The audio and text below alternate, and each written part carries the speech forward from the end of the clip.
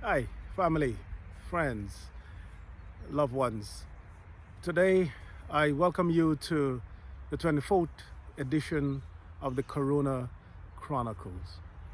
And this one is a very somber and solemn one.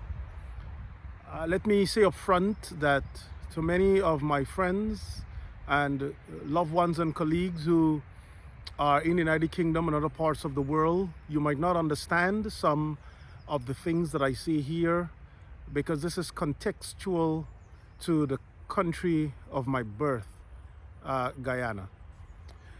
I want to begin this by just stating just a few names. I will also share some personal information that will show some perspective, some light on this chronicle and this situation that the country of my birth faces. For example, when I say names like Joel and Isaiah Henry, Harish Lionel, Ronald Waddle, Vincent Tika, Walter Rodney, the Saw family, who was a former government minister. All of these people suffered horrendous death due to racism or extrajudicial killings. The history of our beloved country has been riddled to a large extent by racism, mysterious killings, and unexplained happenings that to this day still haunt us and still threaten to destabilize the future, the present and the future of this most beautiful country. The most recent of these, the killing of these teenagers, the Henry boys and Harish Lionel, shows how much this country has degenerated over the years. And so as this chronicle is entitled, How Many Chops Are Enough? I ask each and every one of us the same question. How many chops are enough? How many people must be killed through racist ideologies? How many people must be killed through extrajudicial killings and the greed for money and for power? How many chops are enough? The mutilated bodies of these young people speaks of a time before I was born. And the story that I will tell you is a personal one to my family. But I've spoken to my mom and I have permission to tell this story. The year was 1964 and she was in a paid secondary school. And because she did not have money to be there in that school, to continue in the school, the headmaster thought it fit to put her out of the school in the middle of the day. In 1964, anyone who knows the history of our country knew that there were racial riots and racial segregation and racially motivated killings happening in our country. And so my mother began walking from where that school was to our home in Paradise. As she walked, she had to pass through one of those segregated villages. The young men who were very armed with machetes, cutlasses, knives, and all kinds of killing implements surrounded her. These young men were of East Indian descent, and obviously she was of an African descent. She was an Afro-Guyanese, these were Indo-Guyanese. As they surrounded her, some said, let's kill her. Others said, let's rape her. Some said, let's just kidnap her.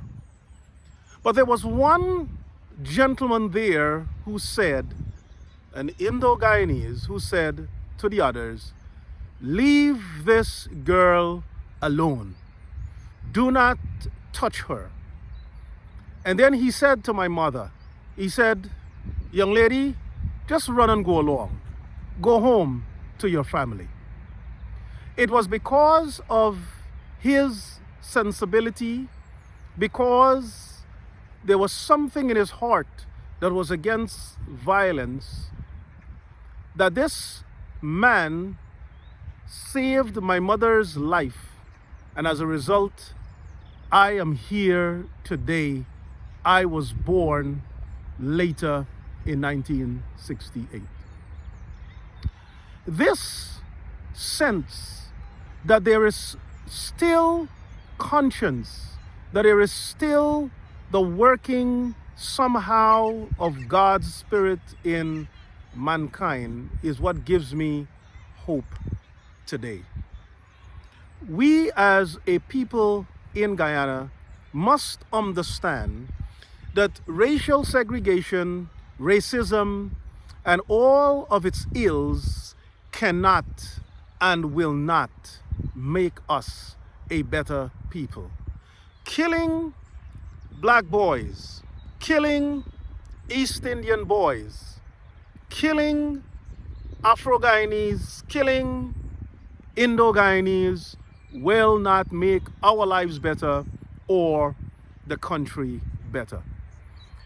The record shows that in 1994, in Rwanda and Burundi, the Hutus and the Tutsis killed each other and almost disseminated that country. Why? Because of racist ideology.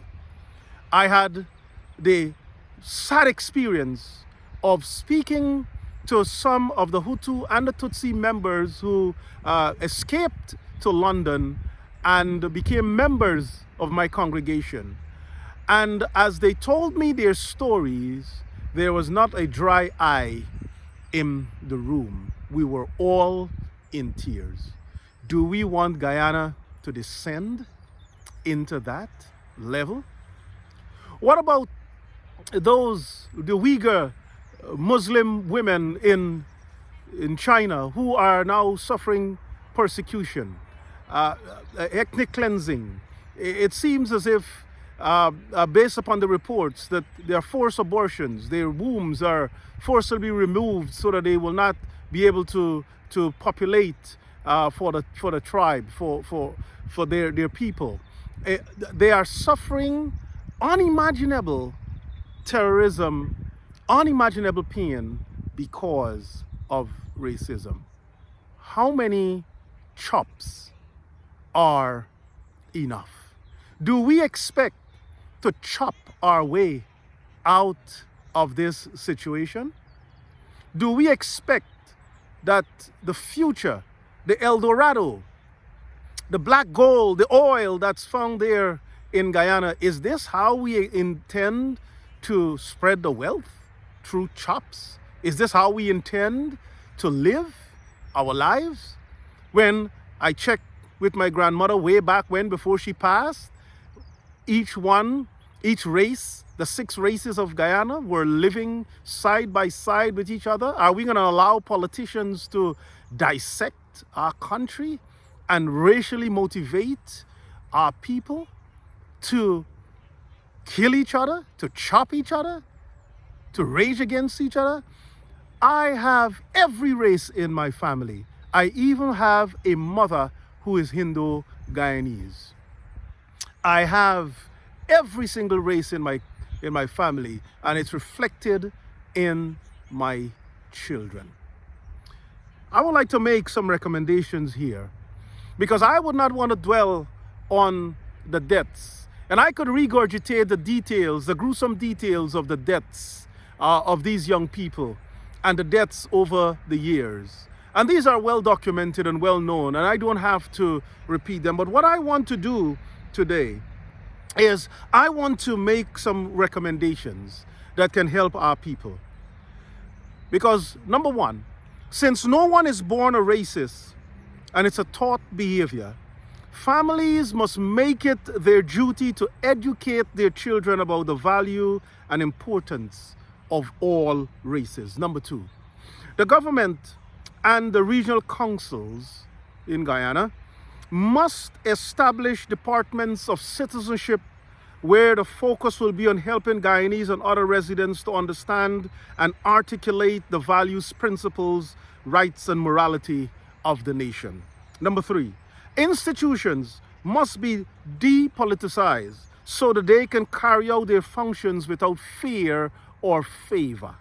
Number four, all religious institutions must join in the education of its members by deliberately including in their services programs that educate and elucidate race relations, gender equality, and the value of human life. Number five, a massive media campaign should be immediately designed and launched that will help Guyanese citizens realize the importance of working together for better now. Number six, plan and promote intergenerational activities so that good practices and patriotism, among other values, could be passed on. Number seven, over the years, Guyana has missed the opportunity to mandate the teaching of foreign languages in schools, preferably Spanish or Portuguese. Now, with the many economic migrants from Venezuela and Brazil flooding our country, our language skills are extremely limited. But it's not too late to start. Number eight, it's a fact that the ABC countries were very vocal during the elections and seem to be quiet post-elections. They must be approached to fund the aforementioned programs. Number nine, after 50 years, over 50 years of being failed by politicians and resulting in mass immigration, poverty, heartbreak, extrajudicial killings and executions, pain and suffering, it is time for the citizens of Guyana to stand together, put aside politics, and along with God, forge a future that we all will be proud of. R.C.G. Potter wrote the song, My Guyana El Dorado. And it rings in my ears. And if I should sing it, I can sing it by heart. But if I should sing it, I will cry. It is so emotional to think about our beautiful country and what is happening to it. So I'm going to read the words. My Guyana El Dorado, best of all the world to me. In my heart, where'er I wander, memory enshrineth thee. All my hopes and aspirations, all my longings only tie everlasting bonds around us as the fleeting years roll by. My Guyana, time's unfolding, more and more thy destiny to redeem in lasting splendor all the years that lost to thee, and the dawning of thy glory. Oh, the long, long night is cast. Oh, arise triumphant, glorious from the ashes of the past. Oh, arise triumphant, glorious from the ashes of the past. You know, one day, judgment and justice will come. 1 Corinthians 4:5 says, therefore do not pronounce judgment before the time, before the Lord comes, who will bring to light the things now hidden in darkness, and will disclose the purposes of the heart. God will judge. One day he will give justice, and God will put everything right. Until then, keep hope alive, Guyana, my El Dorado.